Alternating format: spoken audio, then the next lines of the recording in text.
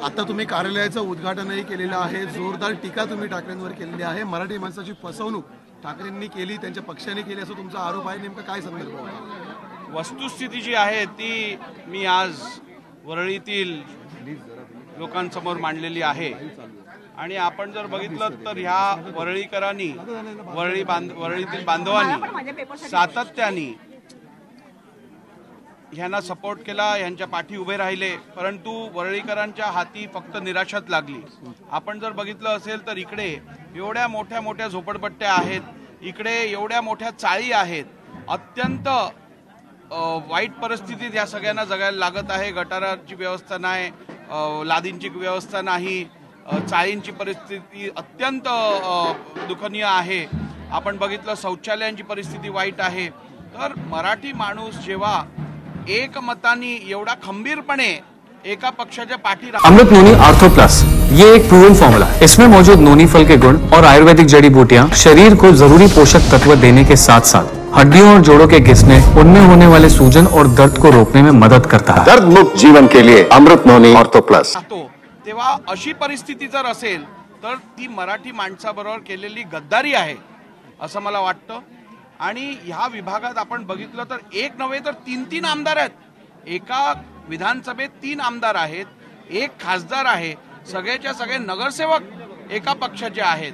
असं असतानाही जर का वरळीचा विकास होत नसेल, वरळीतील बांधवांना सातत्याने समस्यांचं सामोरे करायला लागत असेल, तर मला वाटतं ही वरळीतील बांधवांबरोबर केलेली स्पष्ट शब्दात गद्दारी आहे.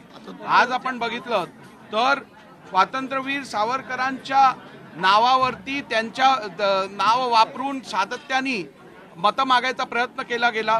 ज्यांनी हिंदुत्वाला ज्वलंत हिंदुत्व या राज्यात असावं आणि टिकावं यासाठी आपली संपूर्ण आहुती दिली, आपल्या आयुष्याची आहुती दिली, अशा स्वातंत्र्यवीर सावरकरांबद्दल अपशब्द जे वापरतात, त्यांचा अपमान करतात, अशा लोकांच्या मांडीला मांडी लावून तुम्ही बसता.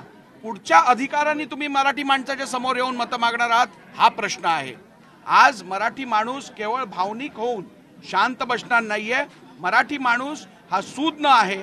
मराठी माणूस विचार करणार आहे की खरोखर त्यांच्या पाठी कोण उभं राहिलं आणि त्यांच्या पाठीत खंजीर कोणी मारलं, याचा विचार करूनच तो पुढचं पाऊल उचलेल. मंगळवारी तुम्ही एक बैठक सुद्धा आयोजित केलेली आहे. इथल्या मोठ्या प्रमाणात पुनर्विकासाचे प्रश्नही प्रलंबित आहे. नेमका कशा प्रकारे प्रश्न सोडवले जातात? नाही, वरळीतील अनेक रिडेव्हलपमेंटचे विषय प्रलंबित आहेत. बऱ्याच ठिकाणी चाळींना तोडून तिकडे बिल्डिंग बांधण्यासाठी चाळी रिकाम्या केल्या गेल्या आहेत. त्यांना पजेशन गेलं जात नाहीये, त्यांना भाडी दिली देत नाहीयेत बिल्डर्स. तर या विषयातली जी यादी माझ्याकडे आली आहे अशा डेव्हलपमेंट प्रोजेक्ट्सची, त्या संदर्भात मी म्हाडाच्या अधिकाऱ्यांसोबत बैठक ही मंगळवारी लावलेली आहे. सोमवारी आम्ही SRAचे जेवढे इकडे प्रोजेक्ट रखडलेले आहेत, ज्यांना भाडी दिली गेली नाही आहे, ज्यांचं डेव्हलपमेंट रखडलं गेलं आहे, ज्यांनी LOI घेतलाय परंतु काम वर्षानुवर्ष केलं नाहीये, अशा सगळ्या झोपडपट्ट्यांच्या, वरळीमधील झोपडपट्ट्यांच्या विषयातली पण सोमवारी बैठक लावण्यात आली आहे. आणि वरळीतील बांधवांना येणाऱ्या काळात न्याय मिळवून द्यायचा मी पूर्ण प्रयत्न करणार आहे.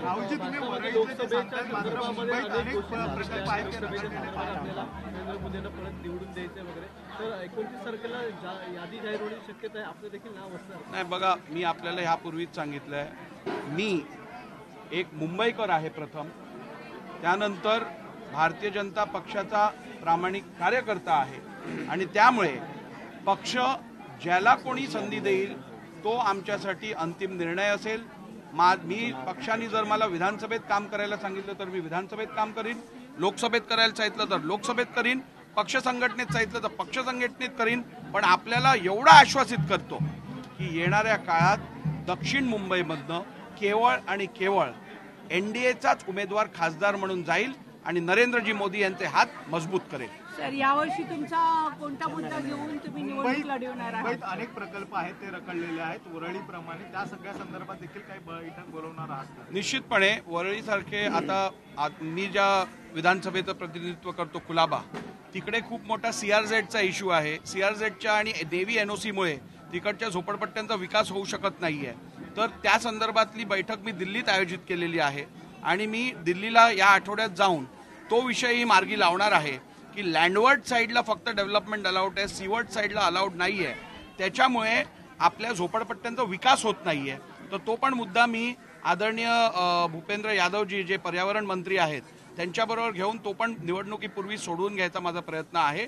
आणि त्याचप्रमाणे आपण जर बघितलं तर म्हाडाच्या ट्रान्झिट कॅम्पचा विषय खूप मोठा आहे. कुलाब्यातल्या म्हाडाच्या ट्रान्झिट कॅम्पमध्ये आम्ही कायमस्वरूपी मालकीवरती घरं देण्यासंदर्भात ती योजना राबवून कुलाब्यातील 210 लोक जी होती ज्यांना 40 वर्षापूर्वी ट्रान्झिट कॅम्पमध्ये आणलेलं त्यांना आम्ही आज मालकीची घरं पुढच्या आठवड्यात कुलाब्यातच देत आहोत. तशीच योजना मी वरळी असो, शिवडी असो, भायखळा असो, मलबार हिल असो किंवा मुंबादेवी असो ह्या सगळ्या ठिकाणी निश्चितपणे येणाऱ्या काळात आम्ही राबवू.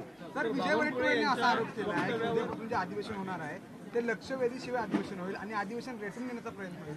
नाही, काय आहे, खरं तर विजय वडेट्टीवार हे विरोधी पक्षनेते आहेत. त्यांना खरं तर प्रोसिजर माहिती असावी आणि ते BSCचे मध्ये पण होते. जेव्हा वोट ऑन अकाउंट असतं अधिवेशन, जे वोट ऑन अकाउंटसाठी घेतलं जातं, म्हणजे प्रोव्हिजनल बजेट जेव्हा आपण आणतो त्यावेळेला इतर कुठचाही आपण कामकाज घेत नाही, केवळ त्याच्यावरतीच आपण फोकस करतो. त्यामुळे ही प्रथा परंपरा आजची नसून अनेक वर्षांपासूनची आहे. ज्या वेळेला काँग्रेसची पण सत्ता ह्यापूर्वी होती त्यावेळेला पण हीच प्रथा होती. त्यामुळे केवळ राजकीय इश्यू न करता आपल्याला लोकांच्या विकासाचा विचार करून त्या संदर्भातली भूमिका घेणं अपेक्षित आहे. सर, बावनकुळे यांच्या वक्तव्यावर टीका करताना सुजयराव असं म्हणाले की जर आमच्या लोकांनी ठरवलं तर एका रात्रीत भाजप हा पक्ष आम्ही संपवून टाकू. ते आता लोक ठरवतील कोणाला संपवायचं आणि कोणाला ठेवायचं. धन्यवाद.